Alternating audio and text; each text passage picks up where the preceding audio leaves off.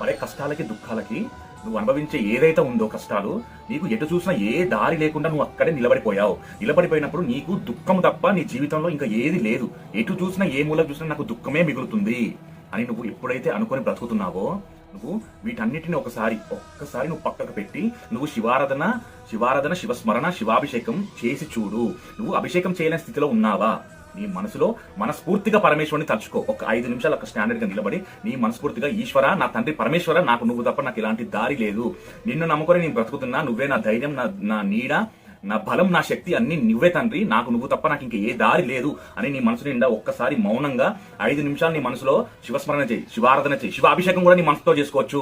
పరమేశ్వరునికి నువ్వు అభిషేకం డైరెక్ట్ గా నువ్వు చేయలేని స్థితిలో ఉన్నప్పుడు నీ మనసులో అభిషేకం చేయొచ్చు. నువ్వు మనస్ఫూర్తిగా ఏది చేసినా శంకరుడు యాక్సెప్ట్ చేస్తాడు. ఎందుకంటే శంకరుడు అంత గొప్ప మహానీయుడు, అంత గొప్ప బోలా శంకరుడు, లయకారుడు. ఆయనే కాశీ విశ్వనాథుడు, విశ్వానికి విశ్వనాథుడు. అలాంటిది నువ్వు ఎలాంటి అభిషేకం నీ మనసులో చేసినా యాక్సెప్ట్ చేస్తాడు. హర హర మహాదేవ శంభో.